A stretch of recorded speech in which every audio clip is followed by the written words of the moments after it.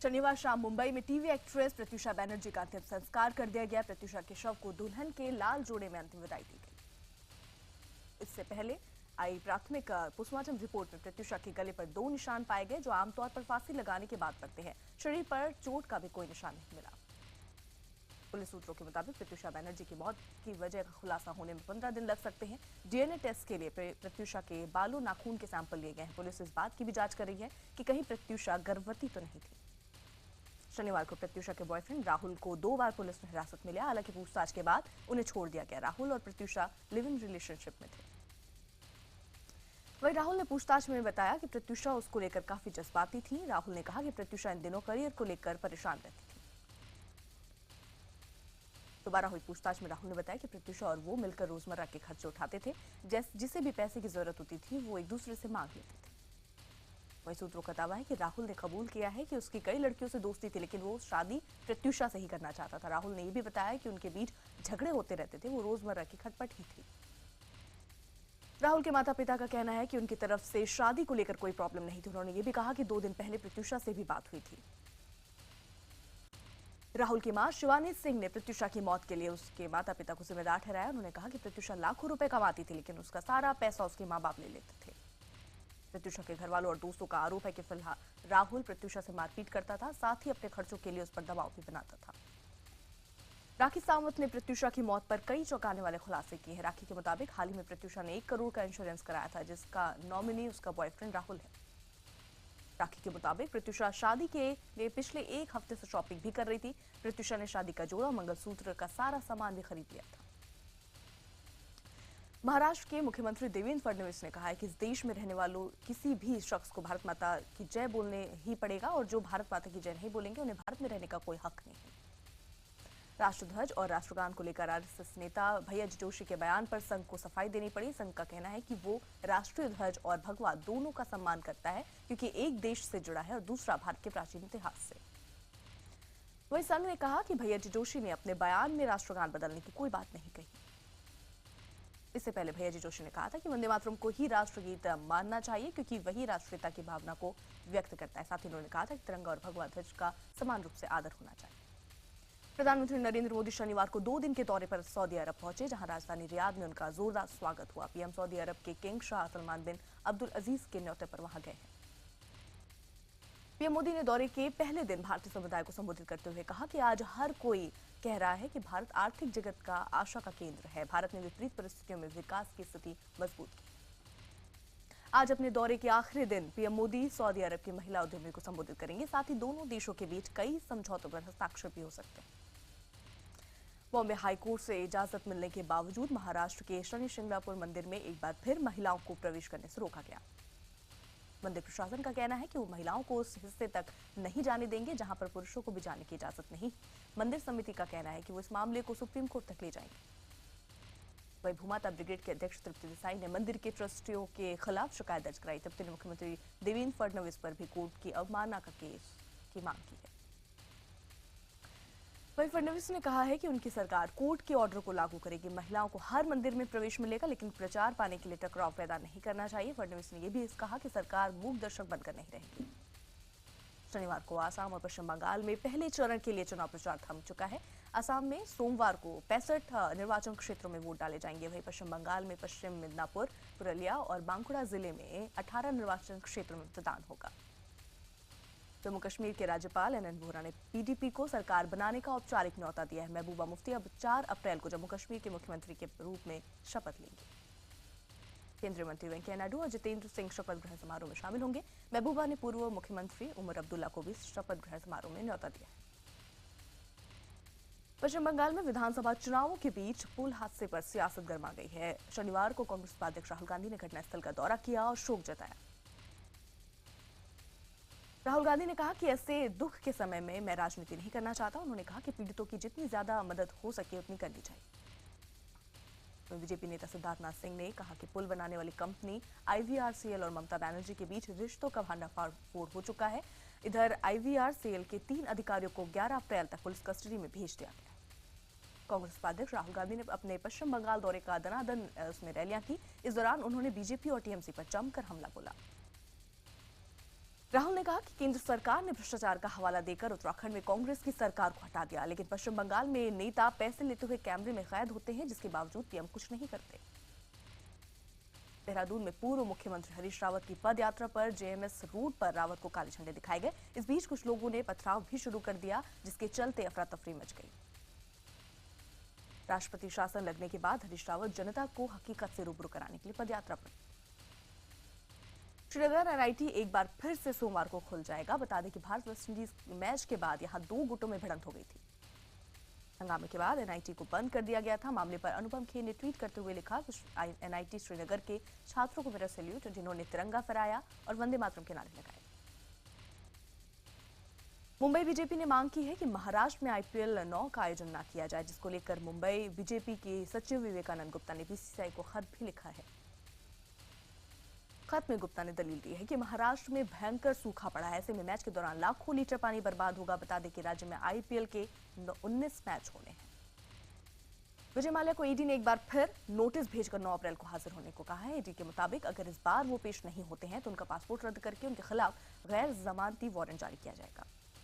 पठानकोट हमले पर पाकिस्तान ने एक बार फिर पलटी मारी है। भारत में जांच करने आई जेआईटी ने पाकिस्तान लौटते ही कहा कि भारतीय एजेंसियां हमले से जुड़े पुख्ता सबूत देने में नाकाम रही। सूत्रों के मुताबिक पाकिस्तान जाने के बाद जेआईटी ने भारत में जांच के दौरान पर्याप्त सहयोग न मिलने की भी शिकायत की। वर्ल्ड बलोच वुमेन्स फोरम की अध्यक्ष नायला कादरी बलोच ने कहा है कि बलूचिस्तान पाकिस्तान का अंग नहीं है, उस पर पाकिस्तान ने जबरन कब्जा कर रखा है। उन्होंने भारत से इलाके में दखल की भी मांग की। सरकार के सर्वे में जेएनयू और हैदराबाद यूनिवर्सिटी ने पहले से थोड़ा बेहतर किया है। देश के 10 सर्वश्रेष्ठ विश्वविद्यालयों की लिस्ट में दिल्ली यूनिवर्सिटी भी शामिल। यूपी के वाराणसी के डिस्ट्रिक्ट जेल में पुलिस और कैदियों के बीच हिंसक झड़प हो गई। शनिवार को जेल में कैदियों ने जेल अधीक्षक को 7 घंटे तक बंधक बना कर रखा। कैदियों ने जेल अधीक्षक को अपने शर्तें मनवाने के बाद ही छोड़ा। वहीं कैदियों ने जेल अधिकारियों पर पत्थर भी मारे, जिसके बाद डिप्टी टेलर को गंभीर हालत में ट्रॉमा सेंटर भर्ती कराया गया। यूपी बीजेपी अध्यक्ष लक्ष्मीकांत वाजपेयी ने वाराणसी में पुलिस और कैदियों की भिड़ंत को लेकर अखिलेश सरकार से पूछा कि आखिर ऐसी स्थिति क्यों हुई और जेल के अंदर हथियार कैसे पहुंचे। मध्य प्रदेश के जबलपुर कोर्ट में एक बार फिर वकीलों ने जमकर गुंडागर्दी की। वकीलों ने पुलिस के सामने पेशी के लिए लाए गए एक आरोपी की बुरी तरह से पिटाई की। यही नहीं, घटना की कवरेज कर रहे पत्रकारों से भी वकीलों ने मारपीट की। दरअसल आरोपी ने हाईकोर्ट के एक वकील के भाई के साथ मारपीट की थी, जिससे वकीलों में गुस्सा था। यूपी के कानपुर में वकीलों ने एक दंपति की जमकर पिटाई कर दी। दंपति के मुताबिक आरोपी वकील नशे में थे।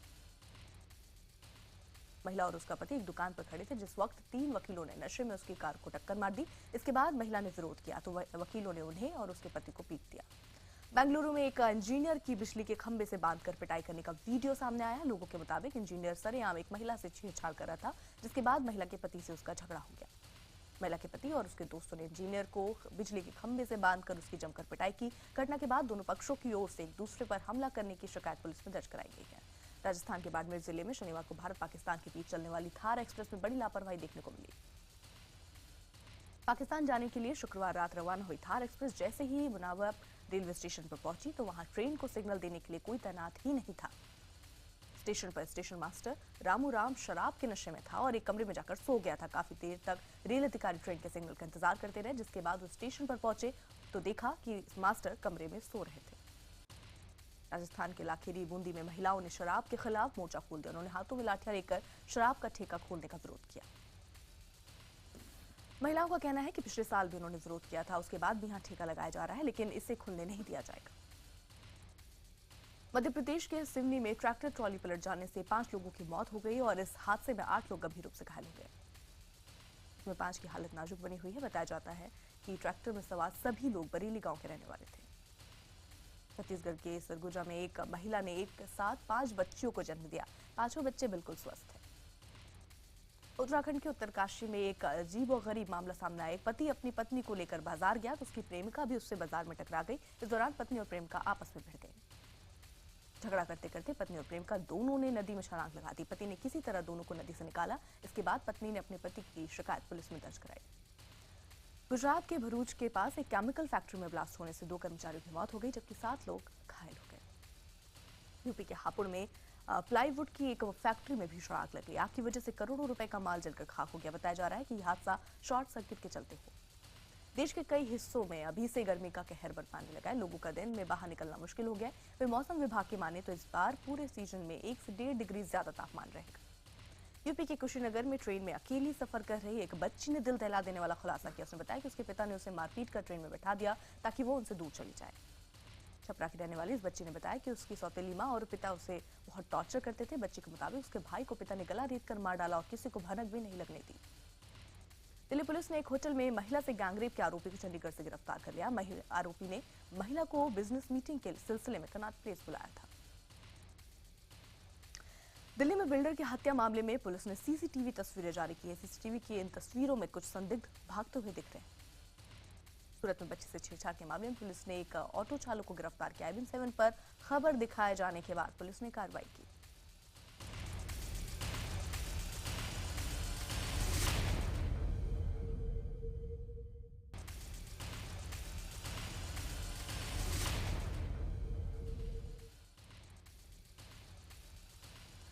T20 वर्ल्ड कप 2016 का फाइनल मैच आज कोलकाता के ईडन गार्डन में खेला जाएगा। वेस्ट इंडीज और इंग्लैंड के बीच खिताबी मुकाबला शाम 7 बजे से शुरू होगा।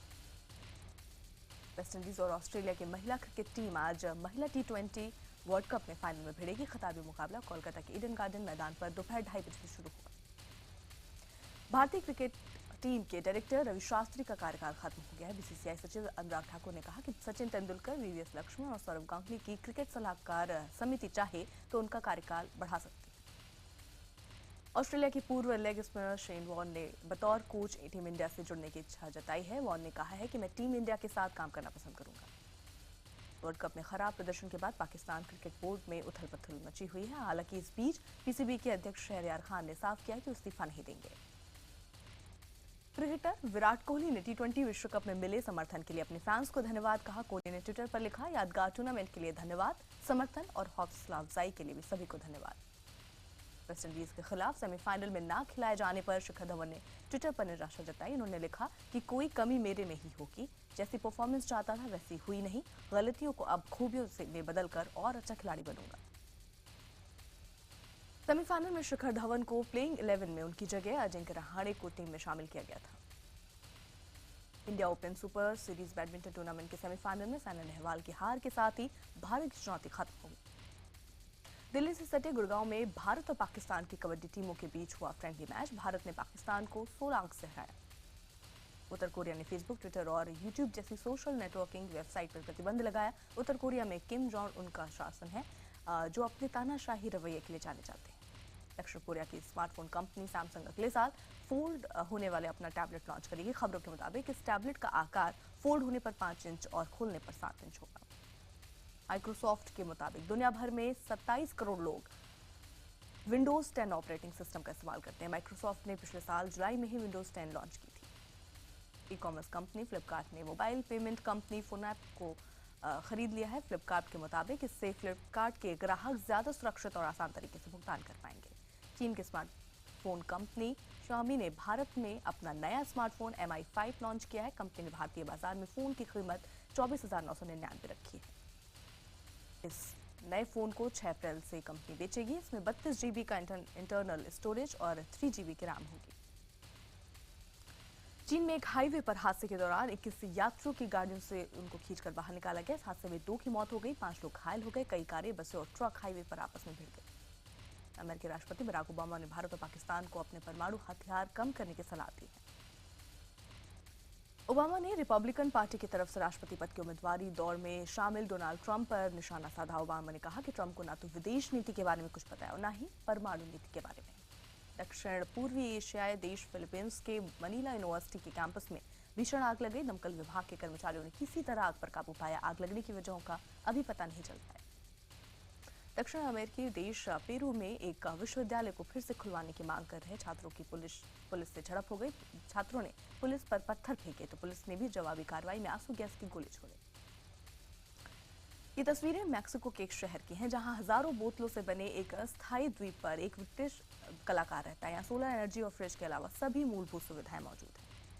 फिल्म कैबरे का नया गाना पानी पानी रिलीज हुआ है। इस फिल्म में अभिनेत्री ऋचा चड्ढा लीड रोल में नजर आएगी।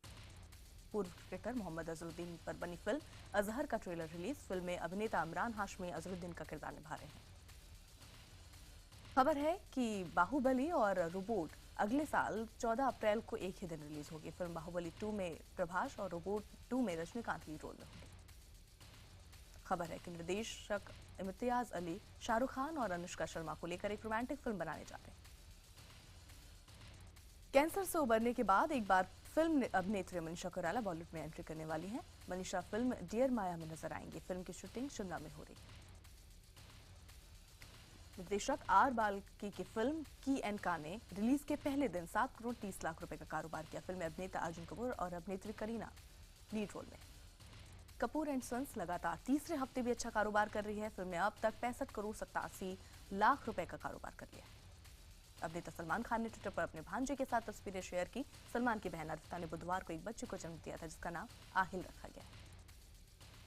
जॉन अब्राहम की फिल्म रॉकी हैंडसम देश से ज्यादा विदेश में अच्छा कारोबार कर रही है। फिल्म ने विदेश में अब तक 37 करोड़ 51 लाख रुपए का कारोबार किया।